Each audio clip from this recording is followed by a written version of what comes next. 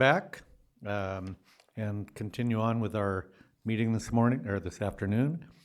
We're going to continue with the USDA Resilient Food System Infrastructure Program with our second panel. With us today is Michael Dimmock from Roots of Change, Paul Towers, Community Alliance with Family Farmers, CAF. Michael is an organizer and thought leader on food and farming systems and heads Roots of Change, ROC, a project of the Public Health Institute.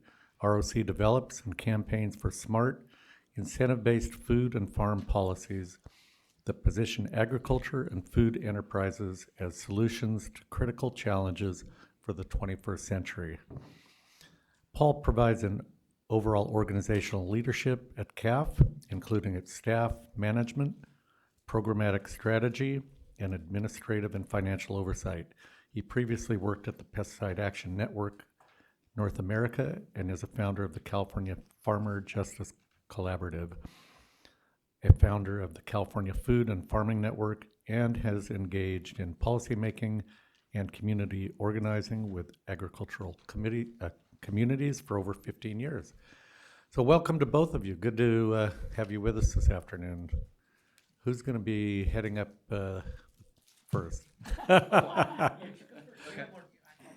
Okay, great. I saw you first on the list. Thanks, Paul.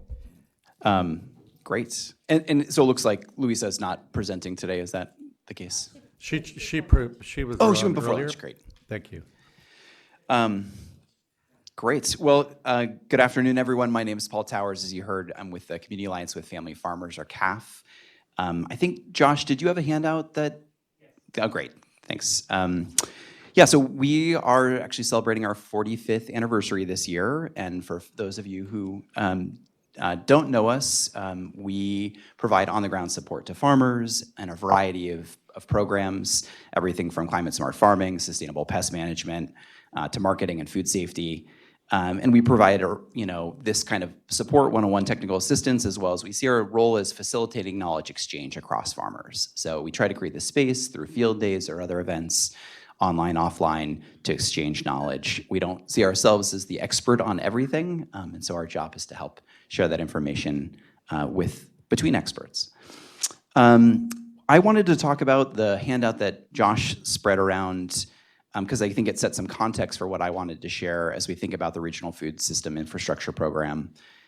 We, every year, conduct a listening process with farmers to understand what their needs are. And most of the things you'll see on there are not a surprise to anyone in this room, but I think it's just helpful to affirm what we hear when we talk to our community of farmers. And when I say our community of farmers, I think it's helpful to look at that front page to give you a sense of who I'm talking about. These are people we sat down with last fall at around picnic tables and lawn chairs and had conversations around their needs. They are a vast majority small vegetable and fruit growers. They tend to be around 20 acres on average, so these are pretty small growers. I think it's important to remember that over 80% of all farmers in California grow on less than 180 acres, so they tend to be smaller producers. It's also, of the folks that we talk to, a majority or super majority are women, or identify as women. So what you'll see on that list were the three things that they identified as the priorities that we, CAF, should be working on over this year. And I'm glad to say we have been working on all of them.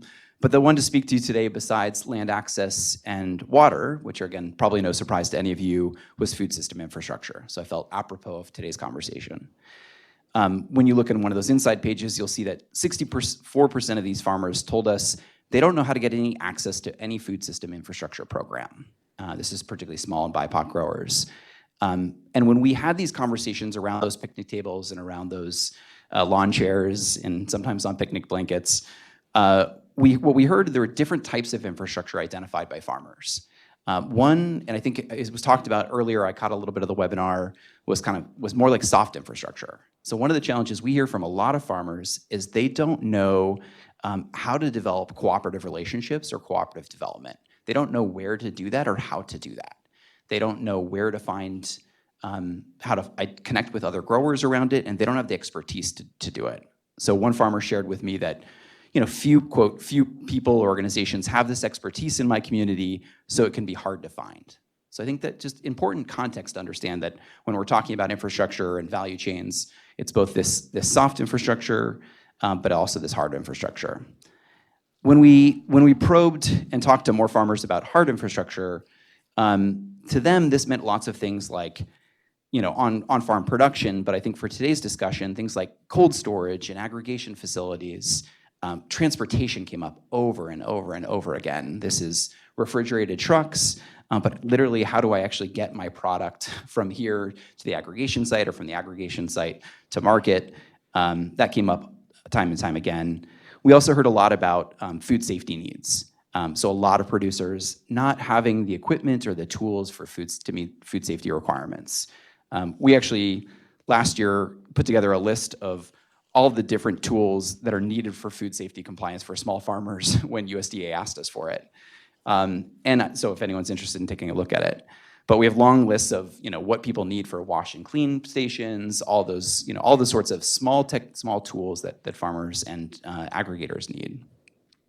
We heard from farmers that said, I'm really struggling with cold storage for myself, but I'm also struggling with cold storage for other farmers. I heard this from a Pajaro Valley farmer who aggregates from other little small growers in the Pajaro Valley and needs the capacity to aggregate. He had his facility damaged during the storms a few months ago.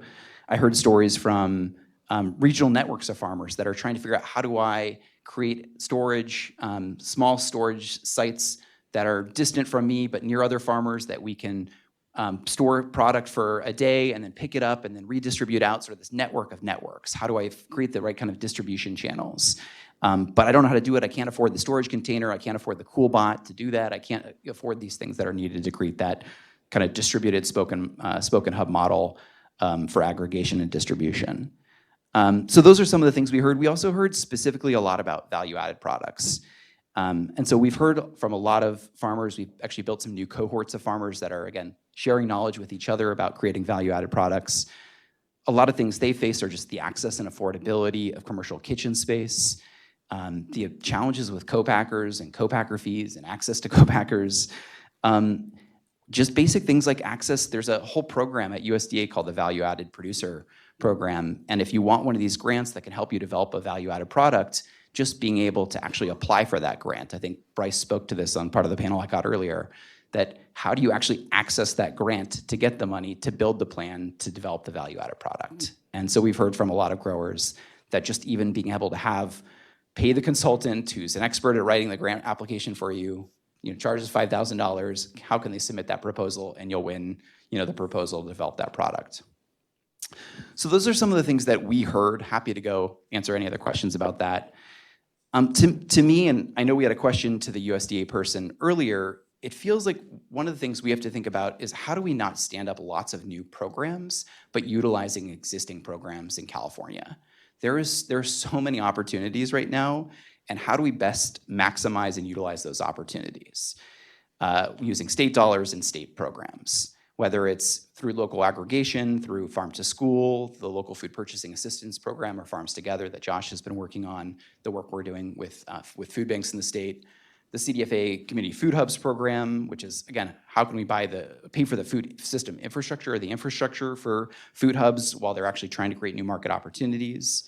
The recently launched Urban Ag program was just launched, I think, in the last week at CDFA, but is meant to actually purchase infrastructure for urban farmers. So how do we look at opportunities to support communities of urban farmers in dense urban areas like Oakland or Los Angeles and Compton? These are communities of farmers that are coming together. They need shared tools, shared infrastructure. How do we look at things like the emergent Department of Conservation tool sharing program and things like mobile hand washing stations that are needed there? How do we look at the Fresno, the Farms Food Future, or what used to be called the F3, Fresno Future of Food program? There are new opportunities through the Central Valley Community Foundation. How do we actually fund opportunities there for tools as we're developing new commercializing new technologies through that program? Things like digital software, other forms of tools that could help farmers. And then you already heard from Trish earlier about the Southwest Regional Food Business Center. There's so many opportunities right now. Rather than creating lots of new competitive grant programs, I would urge this board and CDFA on the whole to consider ways to actually funnel money and support these existing programs, match with existing state dollars and state programs, so it doesn't take another 2 years to stand some new programs up. I want to emphasize also, I think we heard this from USDA earlier, the opportunities through the 20%, I think it was, that the state can utilize for state supply chain needs. The need for technical assistance, and particularly around food safety. I would just really encourage the board here to understand the importance of food safety and extending the existing contract that CDFA has with UCANR and other partners around food safety. There's some really significant gaps in the state, geographic gaps, and where small producers have access to food safety training, creating plans, gap certification. They really need that support to be able to open up new market opportunities. And then a grant investment like this could also pair purchasing some of the tools and technologies needed to help them open those new markets. I already spoke to it, but TA for supporting cooperative development and cooperation among growers, there's just not many resources that exist for that in the state right now. There aren't a lot of partners either, but there are at least a few, like Sustainable Economies Law Center or California Center for Cooperative Development or others I'm sure you could all name, but we need to develop more cooperation. And then we need to look at opportunities to utilize emergent and new planning efforts, things like the SURF effort, Community Economic Resilience Fund. Thank you all. Surprising. But so, and I'm sure Michael will speak to that more, but just to say there are emergent planning efforts that looking at how to sync this with those economic development efforts. There's a lot of opportunity there. So happy to speak to any more of this, but I think I walk away with, there's lots of opportunity, there's lots of things in motion. How do we utilize those efforts to make sure that small producers have access to these programs, they have the technical assistance, the real investment in technical assistance to utilize them, and how can we reduce any further barriers to make sure farmers can utilize these tools and technologies to create new market opportunities and really grow that share. Great, thanks. So I think I'll just start by saying that, first of all, it's pretty exciting to be in a room like this talking about this level of investment. If you look back 10, 15 years, how about 2011? I mean, it's really exciting to see. A sea change has occurred, and that is a very welcome development in my view. I'm very excited about it. And the level of thinking that's going on in the state among producers of every type up and down the state is really exciting because they see the opportunity and they have momentum and they want to keep that going. So that's one of the things I really wanted to start with. Back in 2009, then Mayor Newsom came to a summit meeting that we had, which was on food sheds that USDA funded. It was a cooperative agreement. And he was thinking about how San Francisco could link with the larger community around this idea of food sheds and linking the enterprises that were producing food with the people in his community. So it's really exciting that we've come to this place today. I had a little handout that went out about 6-7 months ago. We started thinking about all these opportunities that were emerging and about the fact that there are, it took us about 10 days. We made calls all over the state to different networks that we work with and identified at least 25 different efforts in the state where people are thinking about their food system locally and regionally. And obviously, one of the things that comes up is infrastructure. Like, how do we do all the things that were just described? How do we get the processing underway? And we started to hear people were thinking about developing the same thing, sometimes in the county next door. And so that got us thinking about the fact that, wow, we have to be very careful about these investments because what we don't want to do is create a lot of enterprises where most of them go out of business. What we want to think about is a strategic way of optimizing where we place these. So that requires what we would suggest is a lot of engagement with communities. So there are chapters of CAF, there are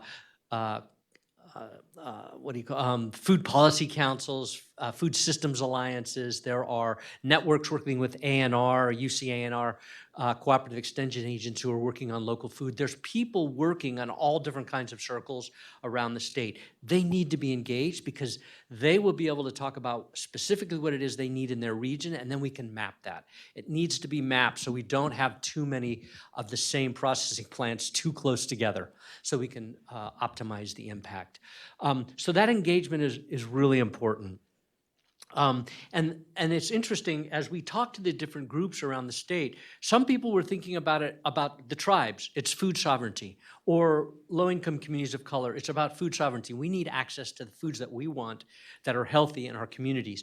Other groups, it's about economic development. Really, what is the economic impact in our particularly rural communities? We need more ways to create jobs and wealth for our community. And some folks, like with folks who are working with the food banks, it's really just about healthy access to healthy food, nutrition access. So those are different lenses I think we have to kind of apply when we're thinking about what kind of infrastructure we want in different places and who is going to be guiding us around what's needed in those places. The other thing I want to talk about was scale, because many of the programs, and I'll just for a little context, we're working on a big project around meat right now, meat processing, and the need for meat processing, which this program particularly does not address. There's other USDA programs that do, but one of the things that emerged from that is a conversation about scales.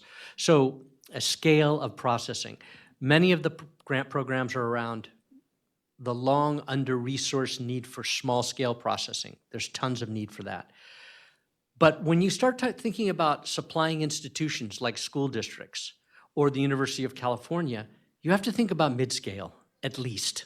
So we really found that in the meat world that you cannot supply, what we're trying to do is supply the 10 campuses and 5 med systems of the UC with regenerative meat products.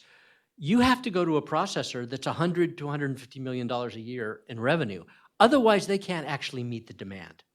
So we have to think about mid-scale, not just small scale. And so I'm just hoping that, in different commodities, whatever they are, that this is also in your thought process as you frame up what you're going to do. I'm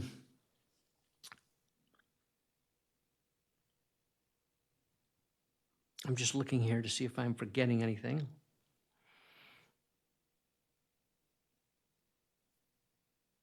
I think that's really it. I mean, you hit on so much stuff. I knew you'd do a good job. So, I can stop right there. And any further questions, happy to answer them. So I was serious, this room, 2011. Diana Dooley was the then Secretary of Health and Human Services, and I said, we want to hear what all these food policy councils are doing. And we had this meeting here to really start the process, and that's why it's so remarkable to now look at real money, real programs, and even more money from the feds to do this kind of work. And so what's really important, I think, about having these two presentations is that we don't have to start at scratch. There's been a lot of thinking and good systems thinkers doing this for a while. We have a really great place to start. And it's really like putting the quilt out on the table and seeing there's some blocks that need to be filled in. And I think that's one way of looking at this, but it's also going to take a lot of listening sessions that I hope this board is eager to do to make sure that we hear all the voices in addition to very special tribal consultation itself. And so I really appreciate all the work that you all have done. And now we've got something to start with, which I honestly, in 2011, I didn't think would ever be possible. So it's pretty cool to have so many good thinkers in this state, so thank you. And I did forget one thing. I knew there was something I forgot. It's about the SURF. You brought up the SURF process. That is so important. Yeah, because there's a lot of money to work with, and I know that in the conversations I've had with labor and some of the SURF groups, they're really focused on rural regions. Yep. Meat processing is a big piece of it, and we really need to focus on that because there's a lot of potential out there around meat processing particularly, and I think SURF's going to be quite helpful, unlike this particular program. But so I'm excited about that. And so we're aligning all our work with the SURF regions. We're trying to organize by the SURF regions from now on. And remember, we've got regional navigators that pretty much align in those same regions. We've got the linchpins. The other thing I wanted to call out for the board is maybe it's just me that heard the word opportunities over and over and over again. And the mission, the new mission of AgVision is growing opportunities. And I've heard that a lot today. That doesn't mean there won't be challenges and we want to get rid of the barriers, but we really are able to look with a positive lens at opportunities that all of this creates. So just had to make my little commentary there. No, really appreciate both your presentations. We'll go ahead and open it up for questions. I'll direct mine to Paul. Paul, you caught my attention with the experiences of the folks you you support and service, namely around infrastructure, but cold storage and transportation limitations. So I'm curious to know your experience with being able to partner, because in some cases you identified a short-term need. It may be a 24-hour kind of cold chain need, and because their process already requires them, and after that 24-hour period, to move that product to market per se. What has been your experience with a food bank infrastructure? And I bring that up because in the region that I'm in, there are school systems, right? They don't have large refrigerations. They have multiple sites, and so they in my experience, they really relied upon, somewhat of a consolidating type of model where those 10 sites are not going to be able to go to central kitchen per se.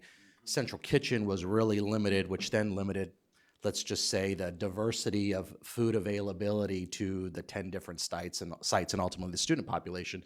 So they have been shifting in some cases to a model where, they might have, amongst, 50 farming interest, consolidated transportation, moving that into a food bank, which may have capacity from a storage perspective, and in part where there is resources to support, because again, a food bank would have needs, kind of channelize then the outgoing transportation from a food bank, sometimes using those reefer units, which are very hard to come by. A small farmer definitely may have challenges acquiring a reefer unit, but then moving that to a centralized distribution point. So for this case is the school. So they use their infrastructure, but a lot more efficiently, more on that front end with being able to acquire foods through a consolidation network. But that was only made possible, quite frankly, because the cold storage and the transportation deficiencies that a school system had were made somewhat whole by a partnership with the food bank that could serve the region. So I'm curious, what your experiences have been using that type of network, if at all. Yeah, it's a really great question. I think, and I'm sure Josh can speak to this too, we've just actually piloted a version of that with a grant from CDFA as part of the local food purchasing assistance program. Some of the dollars have taken a little longer than we'd like to draw down from the feds through the state system. I'll let them speak to that. But Josh, and credit to Josh and to CDFA leadership for allowing us to pilot some of that program. We've been testing different models of aggregation, farmer-led aggregation, existing aggregation with food banks, and seeing kind of how that works, working with different regions to say, what do you need, what serves your community well? And, some regions have built, the food bank has this infrastructure, or the school district does. Riverside Unified, I think was mentioned earlier, already has this. Sauk City Unified already has this. So some of these districts have that capacity themselves, or in some communities like Yolo County, Yolo Food Bank is actually already doing that, and is providing that service. What's been really exciting, and I think the challenging part, is what you're describing. How do you fit all of those pieces together? And I think, some communities can just do that. They figured it out. Yolo is in the process. Trish Kelly spoke earlier. The Yolo Food Bank, or the Yolo Food Hub, is not a food hub in the classic sense. What's interesting about it is the Yolo Food Hub is a network of networks. It is one food hub site in Esparto, essentially, or outside Woodland. It's also the food bank. It's also Alchemist Public Market in North Sacramento. It's also all these satellite storage containers with GhoulBots hooked up that I mentioned. It's all of those things. And I think to make that happen, though, we need planning grants, partnership opportunities, the connective tissue money that's needed to bring all those pieces together. Because it's hard to raise the money, and it's hard to pull all those pieces together and figure out, I'm sure David could speak to this too, but like who owns what, who has leadership on what, all of those things are really complicated. But I will say there's some really exciting things already happening. And so if we can invest further in those, that's what I'm excited about.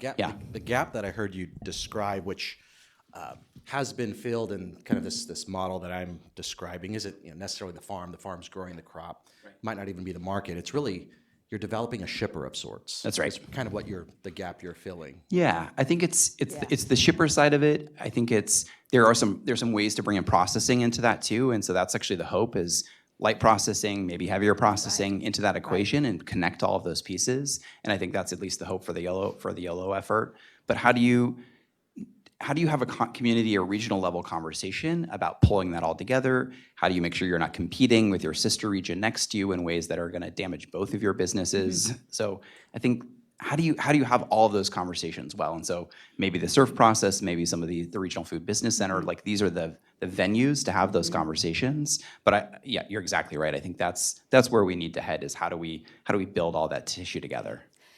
And I think what's really important is it's really about a place, because what might work in Riverside County is going to be different, but that's okay as long as it works for the people of that community. I was wondering, just this week, Glenda and I both have had presentations, and we're both pretty astounded by how much progress has been made with Elevated Foods. I don't know if you know Elevated Foods. Steve Brazil and A.G. Kawamura, they have one of the commodity partnership grants, but they also are doing a pilot program with CalAIM for food as medicine, and they're doing it just in Orange County right now. And the numbers they're serving with tailored food boxes, I mean, it's mind-blowing. And they want to scale up, but mostly they want partnerships of people who can make sure that they really have in their network BIPOC farmers that normally could not be a part of the system, because they've got the aggregation part of this figured out. It's going to work in some places, not all, but having an entity like that started in Southern California with that population base is a real opportunity. So they're numbers that I think we all would like to hear from Steve again, from where he started and what they've learned, and the nonprofit he's established to do some of this work. But I was wondering if you guys have interfaced with him at all, because I know he was reaching out to a ton of people. Not recently, but I'd love to. I think we've been in contact with Dig Deep in the North Bay, and I don't know if folks know them I'm in the East Bay, and we haven't.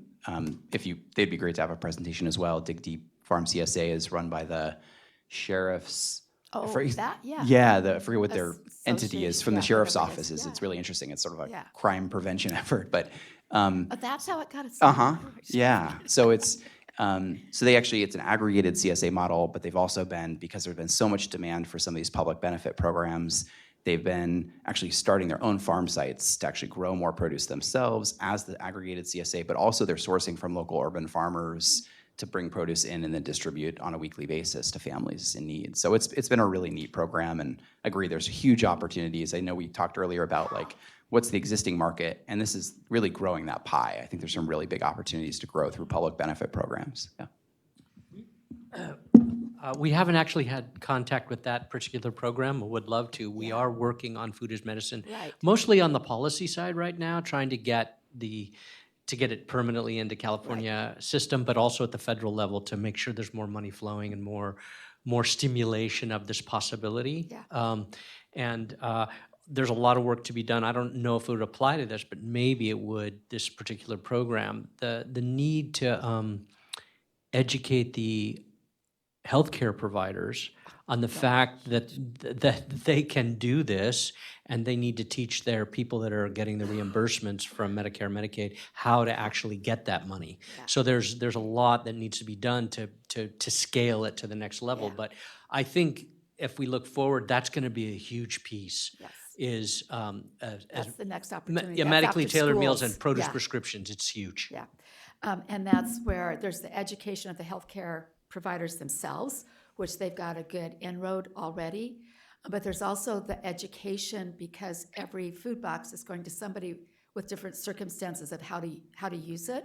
Not everybody is used to buying a $5 head of broccoli, of cauliflower. Cauliflower is much more expensive than broccoli, right? Yes. Depending on the year, I know.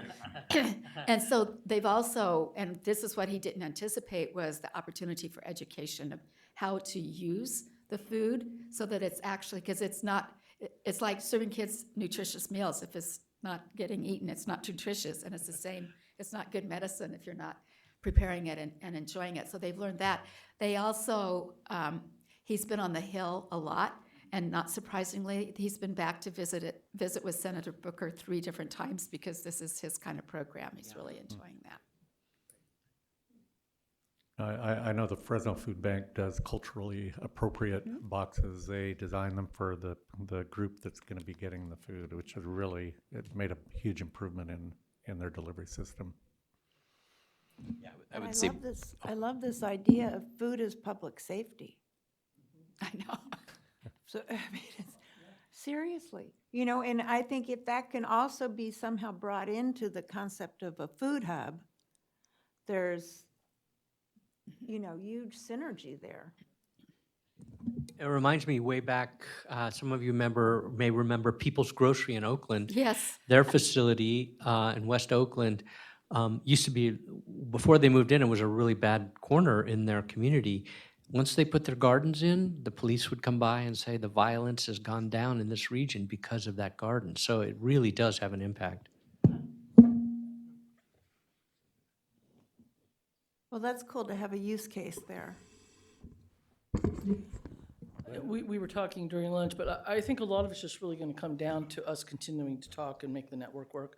Because there are a lot of resources. There's a lot of great ideas, existing programs.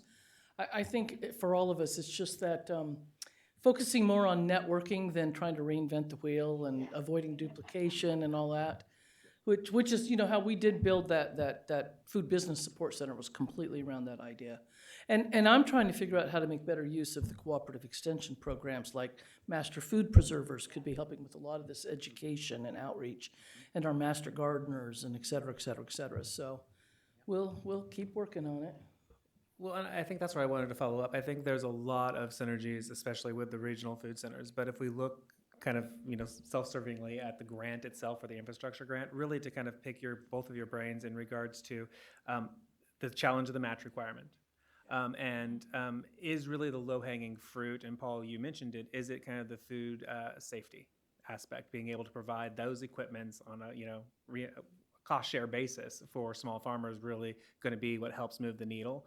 But also, if you could expand on what you're thinking in terms of the processed food, the value-added space, what kind of assistance in terms of infrastructure can really be of assistance, and is a match going to be viable? Yeah, can I add to that so Yeah, you can answer please. just once? Go. So one thing we've been really interested in too for a while, around like food banks, or in cases like where Sacramento or Riverside Unified School Districts have created their own aggregation hubs, are we going to need policy that facilitates having nonprofit and for-profit entities next door to each other, and keeping their books clean for each? Because frankly, having them together is how we're going to get economies of scale, and both of them are going to win, the for-profit and the nonprofit. But it's a little tricky. Joint powers. Yeah, I don't know the answer to that question, but I agree with it, Glenda. Yeah, I mean, I think we've, like, in some models we've talked about where, you know, you create a for-profit food hub, but at the food hub, can you have a nonprofit-led classroom that does education for, say, the farmers that show up to drop off their produce? And so they're all there. Can you do some quick training on food safety or, you know, technology, or I don't know. David, I'm sure, has good ideas. Yeah, or the food bank. Either way, exactly. If you've got an existing food bank facility, could you do the same thing? And so we've talked about it. I know that in the F3 context a little bit. We've talked about it in other spaces. But how do you utilize existing spaces that, say, maybe a for-profit already has, and that a nonprofit could step in and provide the education and support services that it might? So I think great idea, fully support it. And then figuring that out, it's again back to this relationships. Sure, there's legal pieces to it, but the relationship side of it, coordinating that feels like still like probably the hardest part. So how do you make all those things come together? Humans. And then I think, Josh, to your question, yeah, I mean, I think from our standpoint, food safety technical assistance is as important as the equipment. So I just don't want to miss that. I know, I guess I'm just tooting Glenda's horn a little bit here, but the existing agreement that ANR already has with CDFA, extending that agreement, I would urge, because I think it sunsets next year or the year after. But I think that would allow us to continue to provide that capacity. And then there are whole regions of the state that don't actually even have that support. So like the Southern Central Coast, or I think we might have just gotten one in the Inland Empire, but there are whole sections of the state like that actually don't have food safety support. We provide a little bit of it. We only have 2 staff for the entire state that provide that support. ANR has maybe 8 staff that focus on that. So it's a lot of, it's really intensive to provide the kind of level of food safety support that's needed. But then, yeah, if there was money for hand washing stations and money for, cold storage, like that would obviously really help the whole system. So that, I don't know if that answers your question, Josh, but I think where to spend the money, I think I would just come back to like, how do we match with state dollars? I really hope the answer that comes back is, yeah, you can use state dollars to match, because I think if it's a 50% or even 25% match requirement, it's just gonna make the work that much harder for all of us to figure out how to do it all and try and find private dollars or existing dollars that a lot of these smaller producers or smaller businesses or even mid-scale businesses, like it's gonna be harder to meet those requirements. And it's gonna take a lot longer to get it off the ground. I mean, I keep coming back to, I think you've all experienced this, that like many of these programs have taken 2-3 years to get off the ground. Our local food purchasing assistance program is taking a lot longer than we would like to get it off the ground. So I think the faster we can draw these dollars into the system, the bigger the impact will be. Maybe some of our advocate friends can help weigh in on that. Yeah, I was going to say that the other possibility I think around this is for matches. Are counties and cities that see their food systems as part of their tourism promotion? There are a lot of taxes that are collected from people who are staying in the hotels that I think of Sonoma County. I mean, Sonoma County put up $3 million to support farm workers who are losing work hours. I mean, there are counties that are putting up money up and down the state. Ventura's doing a lot. So I think there are places where you could actually look for some of that for economic development dollars. If it's 25% or 50 seems heavy, but the combination of a county, a private entity, and the state could fix the problem. It is always a problem, though, match money. Any other questions from the board? Bryce? Well, I just was really glad to hear again about food as medicine and prescription. I think, as a rice farmer, got to get brown rice in there somehow, for just to be fruits and vegetables or produce. It's a little limiting. My older brother, he's a smart guy. He went to Stanford for undergrad, and then UC San Francisco for his MD, and then UC Berkeley for his master's in public health, and then went over to Kenya for a time to study there. And one observation he made that I could relate to, and this is driving toward, is big poops, little hospitals, little poops, big hospitals. And isn't that, an indication of how important having healthy food that's good for your whole system is? It is directly related to, hospitals. Okay, thank you. All right, that's enough today, Bryce. I will say we're putting we have a program right now in LA County for actually undocumented families, 10,000 undocumented families we're feeding with boxes and stuff, and we're using brown rice in the boxes, so.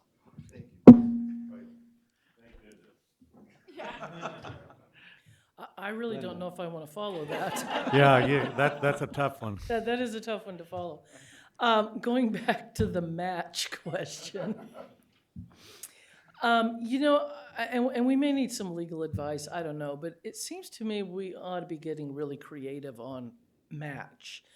You know, if we've got city or state government or others that have some unused lands that might be appropriate sites, if we've got counties that are willing to let us use one of the buildings at the fairgrounds, if we've got, you know, empty office buildings that somebody donates a couple of years of use, that ought to all count as match. And I don't know how we make sure it does, but I think it would be good to get some smart people together to maybe start mapping out some of those kind of options and making sure they're part of the conversation up and down the state. Because I think people don't think about that kind of thing. And you know, when you start talking buildings and lands, you're talking some serious money. Well, one of the things that is good about this grant that is abnormal for a federal grant is the ability to provide funding support to a for-profit business. That is very rare that happens in federal funding. On the state side, we do that differently. But I mean, from the federal side, that is something huge in terms of being able to tap into. So to maximize dollars going in and supporting small businesses, mid-sized businesses in the food space is really kind of where I see a priority at. And I think how best do we expand that?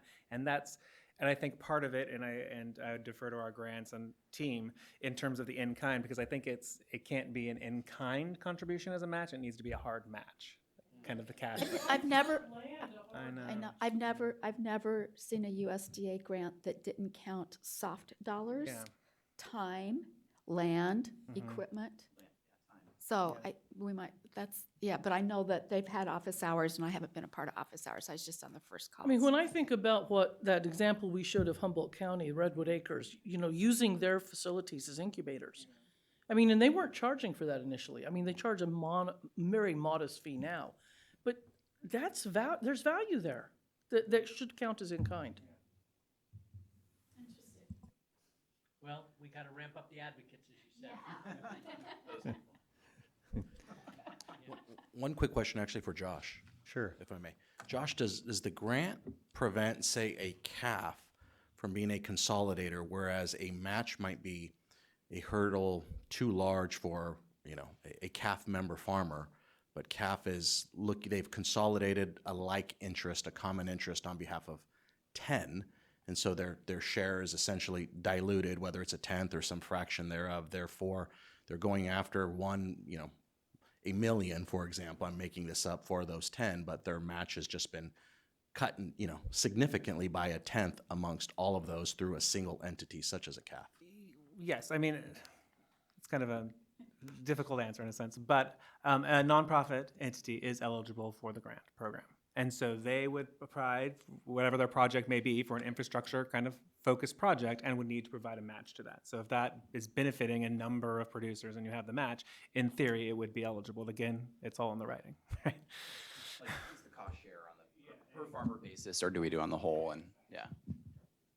But we've done things like that in the past, actually, on wildfire preparedness. We've done it on food safety. We've done it on other things where the farmer does have some cost share, some small amount. Federal programs do this already too, right? But we provide, say, 3/4 of it, and they kick in 1/4, and that covers whatever it is that we're doing. So. Well, and definitely the department will be, you know, hosting informational sessions on the grant in terms of getting feedback and being able to discuss those issues as well and have clarity, because what we're learning from office hours with USDA, for instance, to understand what some of the specifics are, I think will be helpful as well as we work collectively to kind of see what's best. Yeah, and I would say for particularly some of the smaller farmers, if we truly are going to get them the kind of facilities, infrastructure, equipment they need, we do need to be looking at cooperative models and bundling together multiple players in one project. And my cooperative extension specialist that loves cooperatives is very excited about that. Keith Taylor. Yeah. When is the startup of this, by the way? I can't remember. When are you scheduled So to launch? the state needs, to my knowledge, the state needs to submit our application of what we're doing. Here's the plan, here's the rollout in August. And once that's approved, then we'll move forward in terms of the outreach, public sessions, et cetera, in terms of what that grant program looks like. All right. Any additional comments? We'll go to public comment on this agenda item.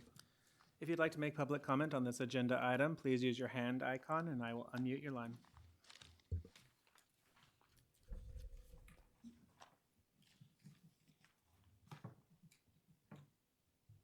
I'm seeing no public comment at this time.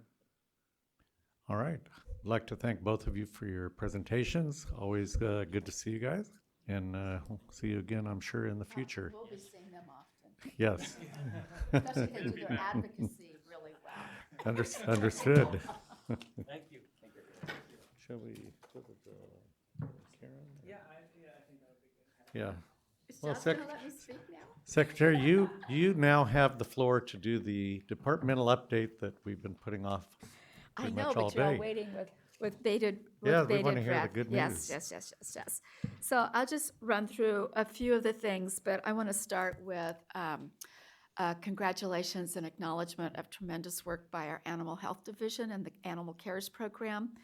Since our last meeting, the Supreme Court made its decision on Proposition 12, and the state of California was successful in defending that program, which meant the very next day we started getting hundreds of registrations from distributors. And the staff has been very busy with webinars, answering questions, putting together fact sheets. There is one this afternoon, I believe, that Dr. Jones and Dr. Cox will be on for retailers. And as of early this morning, like it was 1 o'clock when she went to bed and 4 o'clock when I woke up and saw that we have over 800 people registered for that. So the interest is there. We've had a number of calls with national organizations. So our focus is very much about, this is going to be a transition period. How do we do all that we possibly can to assist people in compliance? Because we know there's going to be a transition period. We don't want, and we're encouraging people to get registered by July 1. They can self-certify compliance. And then when they renew that registration in a year, that's when the third-party verification system will be completely set up, and they can then do the third-party verification. What we don't want is for people to get in a panic and potentially pull product off the shelf because it was a product that was in the stream of commerce, and that's what we're trying to prevent, and working with all the parties to really make sure that we can make this as smooth a transition as possible. So that was a lot of work. Our legal team did a great job. Animal Health and the AG's office was really fantastic for us to work with, which we've been doing for 3 years. It's July 1 is the registration date, by then. Mhm. And it's been encouraging when we started seeing how many registrations started coming in immediately. I wanted to touch on several things. One is workforce. There's still a lot of available funding for workforce. The grant that we've been doing with Western Growers, we just finished our 8th session for Ag Tech at community colleges. I was in Kern County and Tulare County in the month of May and finished up for this school year. And we actually, the way they're managing that grant, we'll be able to do 4 more of those sessions next year because we still have community colleges wanting to do that. We also have a grant out to the Agricultural Council that's also helping with the coordination between the 8 community colleges within the Future of Food F3 initiative. I'm learning too much about curriculum development, but putting together curriculum where employers have a list of things that they're looking for, but every one of them says soft skills, and then doing a competency-based certification of that. We could put that together, but if we want that to count as any credit, which then also qualifies for financial assistance, there's quite a steep curve to go through. So that's where we are in that process, but it's exciting to see the effort on this, and I think we have a number of areas in the state that are poised to really pursue, whether it's apprenticeship dollars or traditional workforce dollars, to start to put some of this to use. That's going to be very, very, very exciting. Went to a ribbon cutting. Janae was there, along with former board member Miles Ryder, for Plenty at their Compton facility. This is a company that actually started in South San Francisco. Their chief science officer, who's behind a lot of the innovation that's being deployed here, still resides in Laramie, Wyoming. He's a very proud University of Wyoming graduate. He says if he can make greenhouses work efficiently in Laramie, Wyoming, they can work any place. But it was really exciting. I honestly, and this is my ignorance, had no idea of the rich agricultural history in Compton. And it was really exciting to see the city come to that event and welcome agriculture and the jobs. They're very different jobs. There are no human hands touching very much of anything until it gets to the packing line, and it's phenomenal. They've got markets already. So it was really great. I mean, it's another add-on to the system that we need, and that's adding another layer of growing food in urban centers, and I think that's an important piece of that. Got to celebrate with our friends at the Dairy Council Let's Eat Healthy Championship. They are doing some phenomenal education work on nutrition at all levels of school-aged children with administrators and teachers.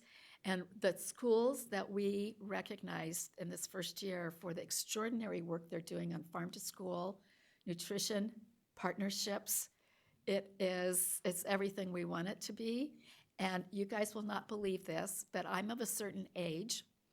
Growing up, one of my mom's wedding gifts was a red and white checkered Betty Crocker cookbook, which was very torn and had all kinds of food residue on it as I was growing up. And one of the nutrition directors, honest, is Dr. Betty Crocker from the Riverside School System, which just the night before their school system had voted a big investment for what they're doing on food system work in that area. But it was such an honor for me because my first cookbook was Betty Crocker for Kids. And when I was 8 years old, I cooked my first recipe, which was snickerdoodle cookies, because life is uncertain and it's okay to start with dessert once in a while. Our friends, the county ag commissioners, had their spring meeting in Sonoma 2 weeks ago. It's always a pleasure to go and speak with them and some of the issues that they're addressing.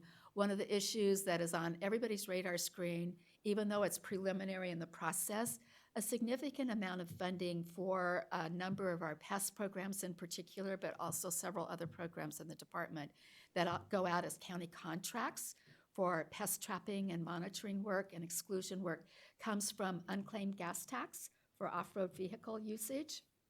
And as we know, there's a lot of policy signals and markets starting to change about alternative fuels. And so it's probably not too early for us all to be thinking through what that will mean. It's not like it's going to change immediately, but historically that's been a very significant way of funding those programs. And it's just something that we'll be working really closely with CASA on that. If you all haven't seen some of the announcements on all the great work that the pioneer of groundwater recharge helped lead, his decades of work in that regard have really paid off in protecting our communities from flood. We've also been really benefiting from the extraordinary leadership at DWR, where there's a much more integrated approach at water management going back several years now. Drought, flood, SGMA, all being a more integrated approach and thinking about every molecule in that regard.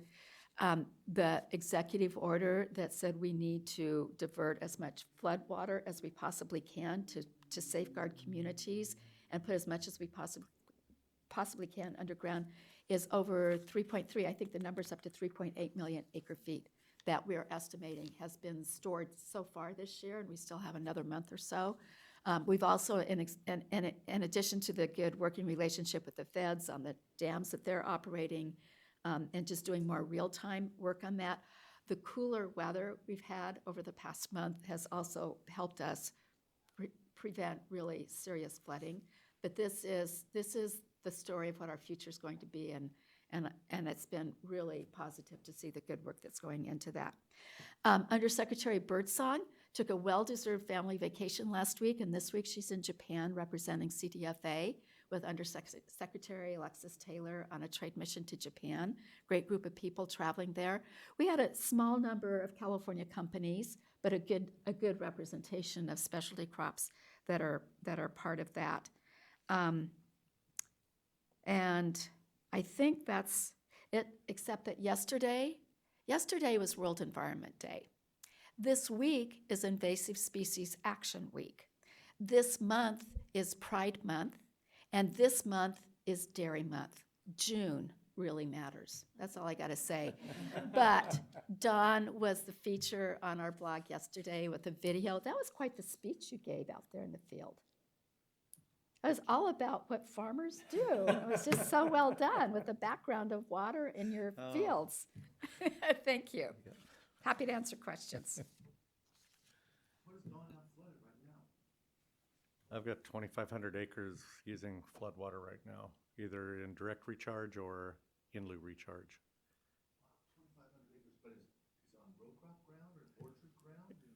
Everything, yeah, yep, yeah. I'm thrilled to see other people talking about recharge instead of just me. It's Kind of a, trust me, it's a lot of people, but it wouldn't have happened.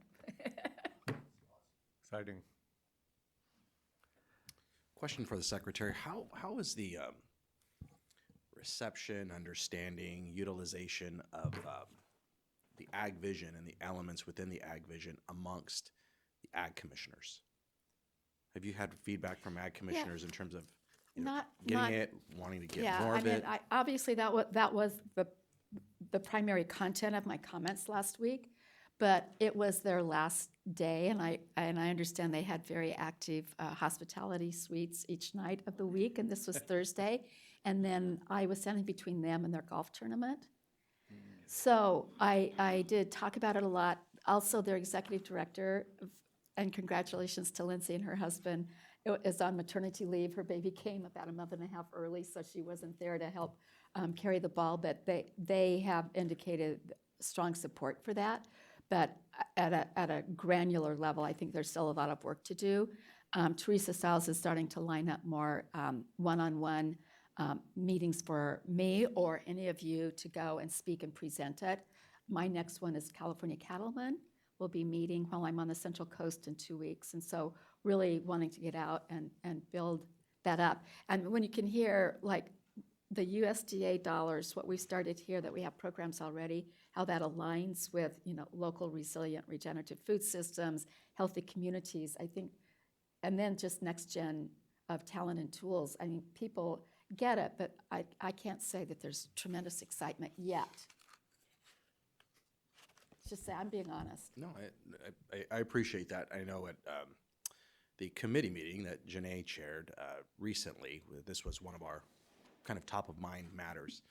And one idea that we shared, and it's different everywhere, but for example, in the Central Coast, so using Salinas Valley as an example, it's one thing for me to say, hey, I'm on the board, believe in Ag Vision, here's what Ag Vision is. And that's been in part my experience, and my feedback has been nothing per se negative, but it's definitely one-way communication. I haven't really received the return response of, I've thought through it, and here's how I think it applies in this way. So something else we talked through where the Office of the Ag Commissioner is a relevant kind of at least magnet for agricultural interest anyways, is appropriate spokespeople, but very topically specific. So for example, you'd probably get a huge audience in this region certain times of the year, talking about pest and disease issues through UC and the Ag Commissioner. And I can be a spokesperson, but that wouldn't draw. What would and what does is say, for example, like the state pathologist, where it's within the game plan with where the state is and where the state's going on, pest and disease, new tools, new opportunities, new grants, because where that aligns within the Ag Vision mission of, I think, accelerating the development of new tools and new approaches for better pest management. That is, it's not so Relevant It's not so today. Ag Vision heavy, which might not be the audience because you don't get it. It's an audience that's not so acclimated to a process that's every decade or so. But that type of topic through an Ag Vision lens is likely, I think, to get folks a lot more interested. But it's topically applied, not Ag Vision as the billing, but it's it's through a lens of Ag Vision. It's starting where people are and picking the one that connects to that. The one, because I also did this at that food safety conference that I spoke to, and the one that people got most excited about, besides the healthy foods part, which I was speaking to fresh produce, they should be healthy, was this very small pilot program that's just getting started on smarter regulations. And yesterday at the conference, Janae and Don were at the same conference where I spoke yesterday morning, and Dr. Sumner it said, with all the challenges to ag, we can manage anything, but the biggest challenge we have is managing the complexity of the regulations, and the smaller you are, the harder it is. And so that's an area where if we could accelerate this pilot program or find other ways of getting attention around that in a meaningful way, that would be one. And then the other one is when people hear this concept we have of working with UC, CSU, which I found I do have to stipulate that is not Colorado State University, and the community colleges around this master plan for education research extension. People, they get pretty excited about that because then they can see a way, I know what I am thinking about for my commodity. I appreciate that. It's very helpful. Mike, did you have something? Just to add to that. So I had a conversation with the Foundation for California Community Colleges, because we've been working very closely with them on joint workforce development projects. And I mentioned the Ag Vision call that you just mentioned. And they've invited me to come down to their chancellor's retreat for a short portion of time to talk about how that can fold. And we're also going to be putting that on the agenda for the CSU Ag Research Institute board meeting in I don't know. That's great. Tricia's not here. Yeah. She'd probably remember, but it's 6 or 7 weeks. So there's a lot of interest in that, actually. Yeah, there is. Secretary, you mentioned 3.8 million acre-feet of stored water so That's the far this year? estimation, but from underground storage. Underground, that was my question. Yeah, yeah. And one big, there was, it was an impressive amount because a federal project permit that was approved before we got the kind of winter we eventually got. And that one itself was 600,000 acre-feet, I think. Yeah. But since then, the number of irrigation districts, and they've really worked hard, and this has been the Sigma team at DWR, actively getting on the phone and calling districts and GSAs to say, are you thinking about this? What do you need? They've helped secure diesel pumps because the electric ones aren't available. I just want to stipulate that. Pipes and other equipment. And so that's what's really helped add this up. And then, quite frankly, there's a certain amount of acreage that was coming out of trees, and that's really been faster recharge. Right. And so all of those have contributed to getting to this type of a number. The hotter, drier water supply strategy that we released in August of last year identified as its multiple strategies, an estimate if we could get 500,000 acre-feet a year of underground water storage, that would make a big dent. And this is the kind of year where we're going to go way past that, because in other years, we may not have even the capacity to do 500,000 acre-feet. But it's this whole new way of thinking about water storage, the conveyance, and the plumbing for that that's slightly different than our above-ground storage. We need it all. They also have a program called Rip and Chip, I love the name of it. where if you have an old orchard or you're taking an orchard out that's going to be going into groundwater recharge for the future, they will help pay for clearing that off. And Creative name, huh? yeah, I thought that was pretty good. Yeah, a lot going on. That's through the Department of Water Resources? Yes. Mm-hmm. Yep. Yeah, no, I had to call the manager of the program, and I said, was that your idea? It sounds like a party dip. Does sound like it. Josh, where are we here? We're good on. Pardon, Bryce? Just on Prop 12, how many accredited or certifiers would you like to have accredited or hope to have accredited for that program? I don't know that there's been a number that has been set on that, because in some states, the Department of Agriculture can be the one that does that. So that's why the way the regulatory package was finalized, it gives us this year to get people certify the certifiers, so to speak. So we just don't have a real definitive handle on that right now. The Silver Dollar Fair was last week, and the junior livestock auction was quite successful. Do you think will Prop 12 have an impact on junior livestock auctions? So we got a lot of questions about Prop 12, and we had a lot of requests. that FFA and 4-H projects be exempt. And we explained that while we're not the enforcers, we think that good animal husbandry and care is an important part of the education process, so we did not exempt anyone. But we put out special materials, and a lot of her folks who deal with 4-H in particular help put together the materials so that it's become another education tool about how to care for our animals. I would frankly be surprised if many 4-H FFA projects are bumping into the size problems. They shouldn't be, yeah. Yeah, and it's a housing issue for the, yeah. All right. Any other comments? No? We'll move to our last agenda item. Josh, do you want to present that?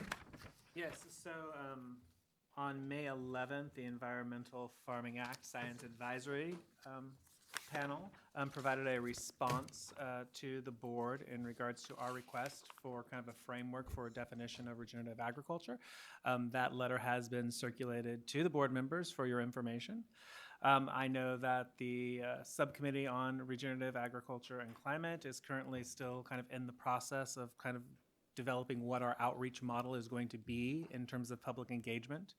We are hopeful to contract with California State University to work with us in facilitating these outreach sessions. We're just looking for some budgetary funding to be secured internally. And once that's done, we hope to have something launched by late summer, early fall, to begin kind of that public process.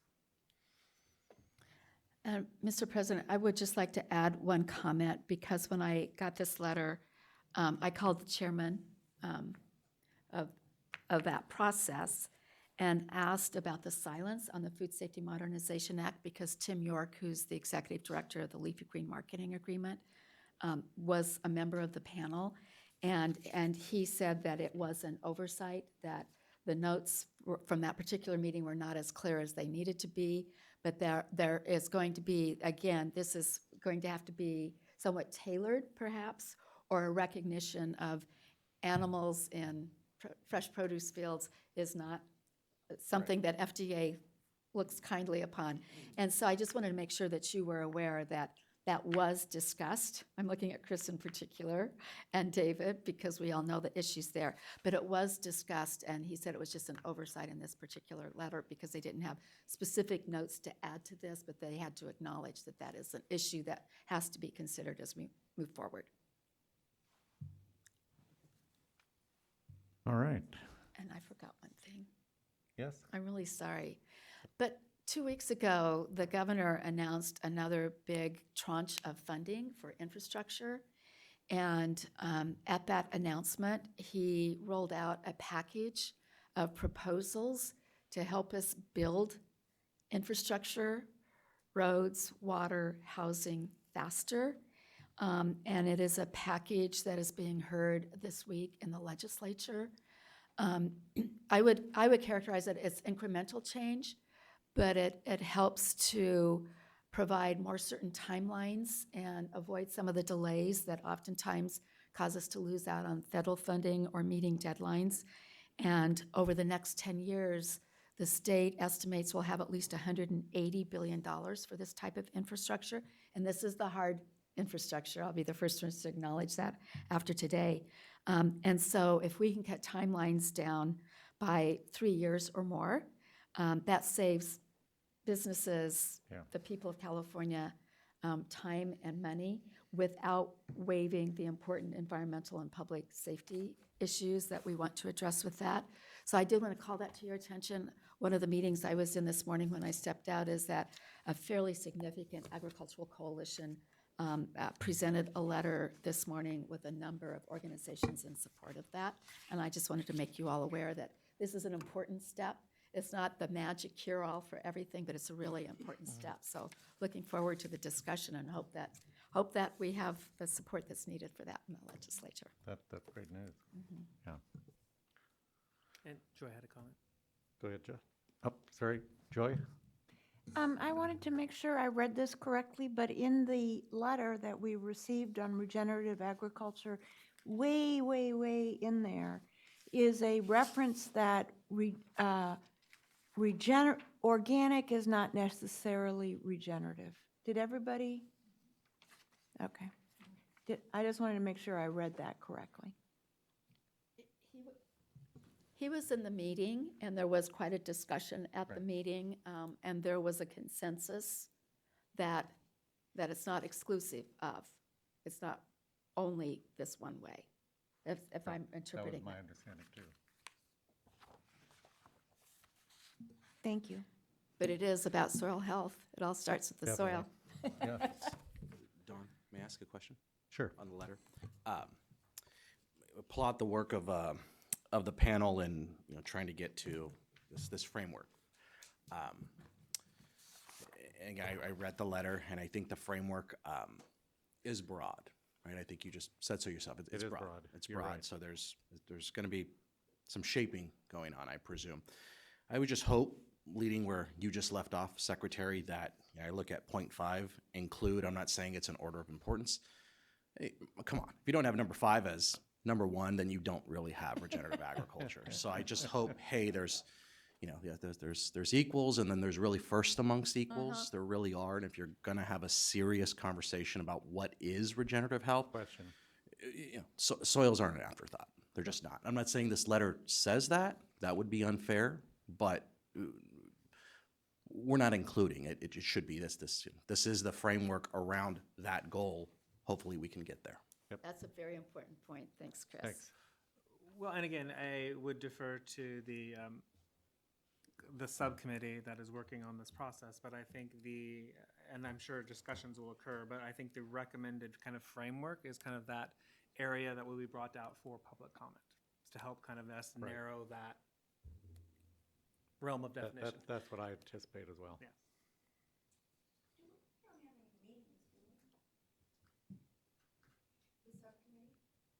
We do not have any currently scheduled. We're currently, again, waiting on kind of that contracting budget process. Which, Bryce, just so you know, that's the problem with the grants. Contracting. And I also had a announcement as well. Our next meeting is on a holiday, July 4th, so we will not No have our July next. meeting. You'll have to come on the 4th, guys. Yeah, so our next scheduled meeting will be Look at in everybody August. smiling.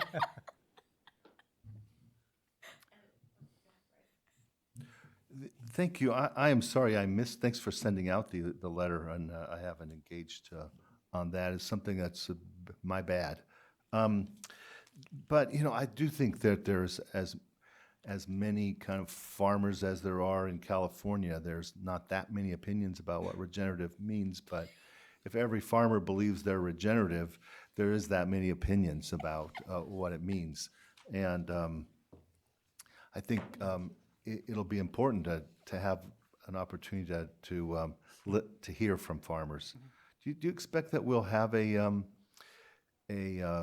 listening sessions around the state in relationship to to this term and how it's used? Yes, that's Not definitely part defined. of the entire process as a public kind of outreach session. So we're thinking that up to 5 sessions will be conducted. And you're right, Bryce, there are many different interpretations of regenerative farming and a lot of opinions, and I've heard And quite kind a of few lately. And going back to the president's comments, and I think overall, we're not looking to define regenerative agriculture in terms of a certification program or anything like that. This is again defining it for state programs and policies. Yep, and I've been very clear on that. Janae? Oh. He's making notes. Janae had her hand up, didn't she? Sorry, Janae. Mine was going more to the calendaring. So when we resume in August, it's in person only?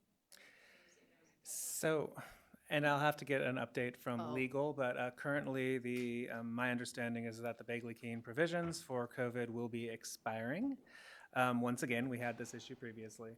And if they are not extended as part of any kind of legislation or policy announcement, we will have to go back to standard meeting notices. And so if you are participating virtually, it needs to be part of the 10-day notice, and the physical address of which you're participating, where you are participating will need to be listed on the agenda, and your location must be publicly accessible to the public for attendance. Right. So in theory, it would be attendance only.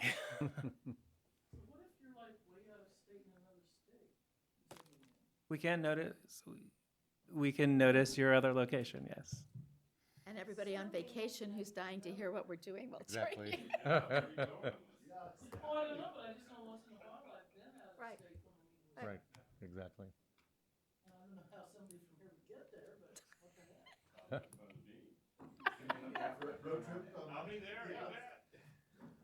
So before we wrap up, we need to cover public comment. Limit it to 3 minutes if you have a If you'd comment. like to make a public comment on this agenda item, please raise your hand and I will unmute your line. And our first comment is from Jane Sobey. And Jane, your line is unmuted. Thank you so much. And thank you, everybody. Really fascinating meeting today. I'm curious if that letter from the EFA SAP will be publicly available. Thank you. Yes, the letter will be publicly available. I think it's currently posted on the Environmental Farming Act Science Advisory Panel's website, and will shortly be included on the board's website as well.